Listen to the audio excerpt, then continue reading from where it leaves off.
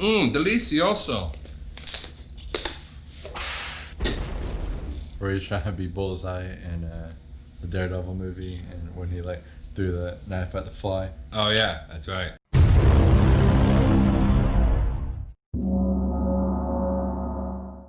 Hey guys, thank you so much for clicking on this video. This is our numbers. It's under 100. 29 through 11. Yeah, we're just gonna pull out random numbers and put the movies in between them. 20 through 11? Yeah, 20 through 11. The number is 20 through 11. Thank you so much for clicking. I just said that already, sorry.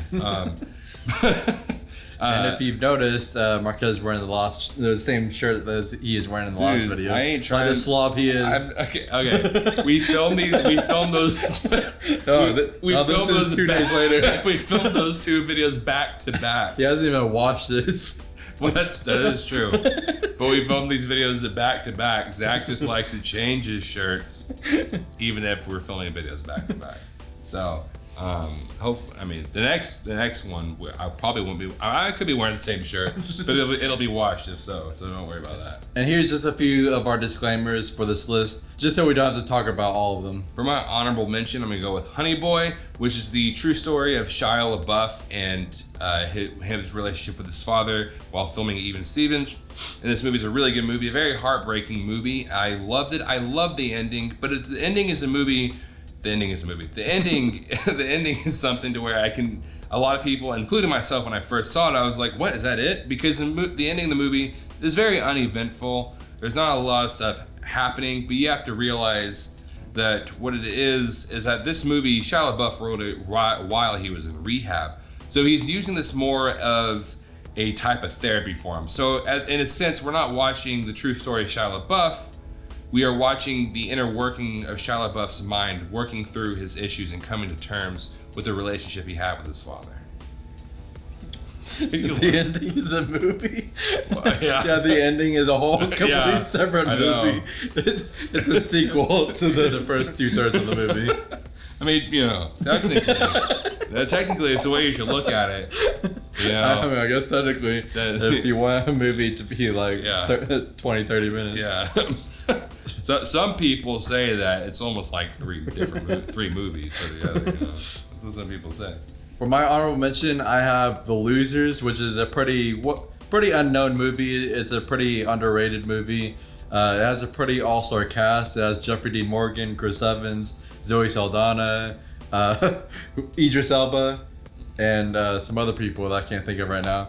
But just overall, it's a comic book movie that's a really fun, lighthearted, it's pretty funny at times. It has a lot of action. Just overall, it's a really fun movie to watch. For my number 20, I'm gonna go with The Light. The Light. I'll pronounce it out way too much. I'm gonna go with The Lighthouse, which is a movie that really shows. I mean, he showed it before, but it's a movie where if you see it, really shows off the acting of Robert Pattinson. Fantastic actor. He can really hold his own whenever he's standing next to only Willem Dafoe, which is crazy to think about. I love this movie because it's not a straightforward movie. It's a very strange movie. In fact, I can understand if people don't like it because it's very strange. It's a very unique type of taste movie.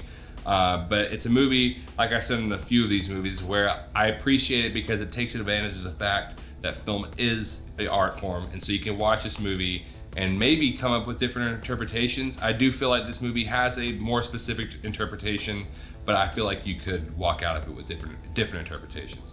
I've said that word way too many times so far.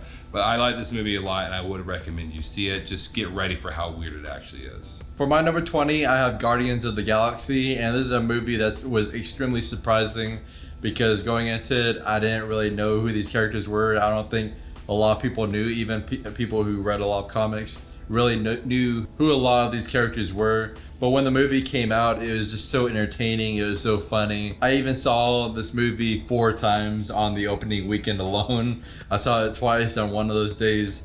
And just overall, it's one of my favorite in the MCU. It brings together this group of pretty unlikely heroes. They're all misfits in some kind of way. My number 19 is going to be The Lobster. And I think this movie may not be liked by some, but it's an extremely weird movie, but at the same time it's also extremely funny. But it's a really weird. It's a very dry humor type of comedy.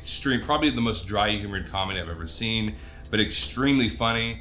And if you want to know how weird it is, I'll tell you the plot. It's about a guy who goes to a hotel, or he goes to this, or something like that. He goes to this place where they are trying to find a mate to fall in love with and marry, and they have to find it in 45 days. Otherwise, this place will turn you into the animal of your choice, and this guy has decided he wants to become a lobster if he doesn't fall in love in 45 days. It's a very strange plot, and it's a very strange movie to just go along with it, but extremely fun to watch. For my number 19, I have Prisoners, and this is a very hard movie to watch because it asks questions that are really tough to answer, as far as if your daughter was kidnapped and you're really confident you knew who did it, how far you would go to find answers from that person. Hugh Jackman was severely snubbed for an Oscar for this movie. This is one of the best acting I've seen from him, and honestly some of the best acting in a movie I've ever seen, as well as Jake Gyllenhaal, who does really great in a supporting role in this movie. Just overall, this movie is just a very raw and hard movie to watch. My number 18 is going to be Captain America: Civil War, and this movie to me is a movie where I get mad when people say that all Marvel movies are the same. This movie right here, I believe, is completely different from all other superhero movies. This movie really shows how much Captain America and Iron Man have developed since the very first movies. Because if you were to start back then, they would have been completely opposite places, because Captain America has realized that the government can be corrupt, and Iron Man has realized he's become more mature and realized that things need to be kept in check sometimes, and they need to do that. And so to an extent, since you watched all these developments, you understand both their sides. It's hard to disagree with either one of them. And in the end of this movie, whenever you start revealing some heartbreaking details, it really just works with this movie. It's extremely important. I've seen people say that it could be not important or not that great, but it's extremely important. Without this movie, you wouldn't have so many things. And just the amount of great acting and the amount of character development that's in this movie really just shows how great these movies are and how they have a great place in cinema. For my number 18, I have Zootopia, and this is a movie that it's a kids movie, and it's really entertaining and kids can really enjoy it, but it also really teaches important lessons about racism and does it in a way that doesn't feel very forced. It doesn't feel unnatural. It feels very blended into the story and what's going on in the movie and the plot. So it's a movie with a message that can be easily digested by children, but also still enjoyed by adults, and really a lot of adults really need to be watching it in a time like this. My number 17 is going to be Infinity War, which is a movie that had a great story, but not only that, it's a movie that everyone says it's 10 years in the making. But what I truly love about this movie, it's a movie that doesn't make any sense why it was so good. There's way too many characters in there. It was almost impossible for it to be good. It was almost impossible for it to be cohesive and to actually flow well. But it flows pretty perfectly, and it's extremely well made and well put together. And also you just feel, you really do feel the attachment to all the characters, not just because of you've seen them before, but just because of how well written and how well done they are in this film. My number 17 is 8th Grade, and much like Lady Bird, which we talked about in the last video, this is a coming of age movie that really has a simple plot but done to perfection. It's honestly one of the most relatable movies that I've ever seen, because I was a kid who was a lot like this when I was in 8th grade, a kid who was very introverted and shy, but at the same time really wanted to be extroverted and have friends and go to hangouts and parties, just be social with people, but having a hard time trying to be like that. And it really had scenes that really kind of made myself feel anxious. And I feel like it can make a lot of people who relate to it feel anxious because it does it so perfectly, and it represents people like that so perfectly. My number 16 is going to be Blade Runner 2049, which is a movie like Drive that really displays Ryan Gosling's very subtle acting, because In this movie, another movie, he doesn't really have a ton of dialogue, and his acting really just shines. It always does, like it always does. And this movie, honestly, is one of the most beautiful looking movies I've ever seen in my life. I can honestly watch this movie without any sound and just be mesmerized because how beautiful it is. But with that all aside, it just has a great story. And also, whenever you have, I don't know if it's a spoiler who's in the cover, but whenever Harrison Ford comes up, it's not like a thing of, I'm Harrison Ford, I was in the other movies. It's a thing of like, well, he pops in, you know who he is, but it never really like makes this big, huge, massive thing about it. It's just, he's in there and he's a character. And this movie it's just a really beautiful movie, great acting, great story, and very subtle storytelling. My number 16 is Black Swan, and I really love movies like this where it really builds up to the finale, because in this movie you see Natalie Portman's character just slowly descend into madness, and just like the last 20 to 30 minutes is just such chaos, but in the most perfect way possible. For our number 15, we're gonna go with Midsommar, which is a movie which both of us, when we first saw it, we liked it, but we didn't love it. You know, it was fine. We felt like there was no progression of story and no progression. Felt like there was no progressiveness. Yeah. Not enough progressiveness in this movie for us. It felt like it kind of just jumped into different tones, but after seeing it another time and realizing what it was actually about toxic relationships, then you start seeing the actual progression of the story. Yeah, because it's one of those movies where I went in, and obviously when you go into a movie, you don't go in knowing what the movie's going to be about. So I just kind of felt like it was going to be like a movie about this cult that these people go to in another country, and they start getting murdered somehow, or something happens. There's something spiritual or whatever, but it really took my attention away from what the movie is actually about, which is, like you said, like this girl who's in a failing relationship who needs to grow out of it because of its toxicity. That still sounds weird, but I'm gonna go with it. And it's just a great movie, just showing this relationship crumbling in this other world. It's on Earth. Is it though? Dude, are we sure about that? That is a good question, though. Yeah. That's my new theory for Midsommar. It doesn't take place on Earth. And it really just shows this relationship crumbling. And also another great thing about it is that most of it, probably about 90% of the movie, takes place in broad daylight. Yeah. And it's still extremely unsettling. Yeah, and Ari Aster is like the genius of that kind of horror. My number 14 is going to be The Social Network, which for a while was my favorite movie of all time, but granted this did come out when I was really young, and so I hadn't seen a lot of movies, but still it does hold up as one of my favorite movies of all time. Very amazingly directed by Aaron Sorkin. And this movie really, and if you ever notice Aaron Sorkin, there's some video essays about it. Aaron Sorkin likes to use his camera to follow people, and so you have more. David Fincher. Sorry, David. What did I say? Aaron Sorkin. Oh, I did. David Fincher likes to use the cinematography and follow people, so you have more intimate shots with it. So everything is almost feels more energetic and more upbeat to a certain extent. And this movie, even though it may not be that true, which is whatever, the movie is just really nicely, very fast-paced. It never really feels boring because of how fast-paced it is and how fun it can actually be.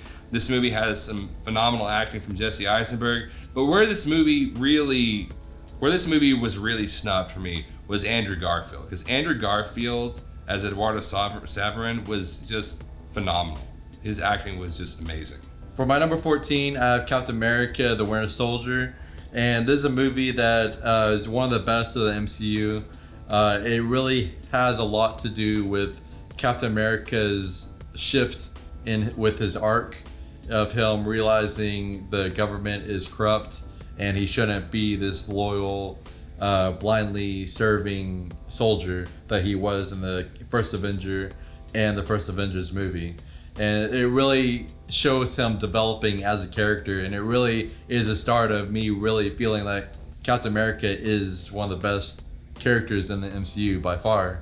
Him and Iron Man. My number 13 is going to be Whiplash, which is a great movie about how much obsession over something can take over you, and how obsession over becoming great thinking about yourself and wanting to be great, one of the greatest of all time, what it can do to you. And that's what this movie goes over. Is Miles Teller is amazing in this movie. He just wants to become one of the greatest drummers, and he will do anything to please his teacher, J.K. Simmons. And it's just a really anything. And this movie is just a really great movie to watch. If you haven't seen it, I'd check it out. I don't really want to explain too much about it. I don't want to spoil anything, because anything past that might be spoilers. But I will say J.K. Simmons gives one of the best performances I've ever seen. For my number 13, I have Annihilation, which is a very metaphorical movie. If you go into expecting to know all the answers to a lot of things in this movie, you're going to be severely let down, because at the end of this movie, you're left kind of confused. And it's a movie that really makes you think about what the movie was actually about. And we actually have a theory video about how we feel it's a movie about self-destructive habits. Someone said one of the words wrong. Yeah, I don't know why, but I thought the place they went into in the movie was the Shimmering, but it's called the Shimmer. So if you just watch that video, just know that I messed up because I kept calling it the Shimmering. But I really feel like it's a movie that's about how people deal with their self-destructive habits, with how they deal with tragic things that have happened in the past lives. They're not Buddhist or anything. How people handle things that have happened to them in the past, or things that are happening to them in the present. My number 12 is going to be 12 Years a Slave, which is an extremely hard movie to watch. It's a movie, honestly, I don't know if I could get myself to watch again. I mean, I might one day if I want to show it to somebody, but it's rough. It's rough to watch. But that, honestly, one of my favorite things about this movie is it doesn't sugarcoat anything. And not that I like seeing it, but the fact of people need to know history, and people need to know the brutality. They don't need anything. History like that, slavery, should never be sugarcoated when you're taught. Whenever it's taught to you, it should never be sugarcoated. And that's what I love. It shows this to us in probably one of the most brutal ways it could. And it has fantastic acting overall. Maybe at times a little too good of acting from Michael Fassbender. I've seen posts about name one actor who you've never seen the same ever since you saw him in a role. Everybody was saying Michael Fassbender in 12 Years a Slave. And it's because he is extremely brutal. And it really, you look at him, you're like, man, he is so into that role. It's insane. For my number 12, I have The Lobster, and like Marquez described it earlier in this video, this movie has one of the strangest plots I've ever seen in a movie, but it's done so well. The comedy, whenever there is comedy in this movie, is great. It's pretty genius. I love the metaphor that just kind of how society views relationships on both spectrums, on both sides, because for most of the movie you see how society views relationships as things that people need in their lives, and without them their lives are kind of meaningless. But then halfway through the movie you get introduced to this group that's completely against relationships. It shows both sides in such a genius way. For our number 11, we kind of cheated, mainly so we could fit more movies in this list, but also I kind of just feel these movies to kind of all be really close to each other, almost the same, and that is the Planet of the Apes trilogy. This new one. Yeah, you sure the original wasn't in 2010? Yeah, and they all came out in this decade, so that's Rise, Dawn, and War. Yeah, and so to me, one thing I like about this is I feel like every movie just got better and better. Right. And this is honestly probably one of my favorite trilogies of all time. Yeah, not even talking about the visual effects, which were great. It was just a great... Caesar as a character is honestly going to be one of the most iconic characters in cinema, because it's such great conflict with his character on him trying to lead a rebellion with his people, but still wanting to be peaceful towards the humans. And just overall, this trilogy is just so well put together. Well, guys, that was our 20 through 11. Hopefully you enjoyed it, and get ready because our next video will be our last 10. And I'm so happy we're finishing these things up. Yeah, we started this at the beginning of the year, and now it's like we're filming this in June. Yeah, no, we had so many plans for other stuff. We had other things to do. We're like, okay, we're gonna get these videos done, and then we have these other things to do. And then all this, like the coronavirus happened. I don't have to worry about saying that word because we don't make money off this channel. Right. So so that made it to where we had to like just stop and just. And then they just put a halt on everything. So I'm glad to finally be able to finish this. And I hope you enjoy all these videos. I hope you enjoyed them. I really hope you enjoy this next one. Yeah, and don't forget to follow us on social media. We have Facebook, Instagram, and Twitter, all at 2 Awesome Men. And as always, thank you so much for watching, and you will see us later.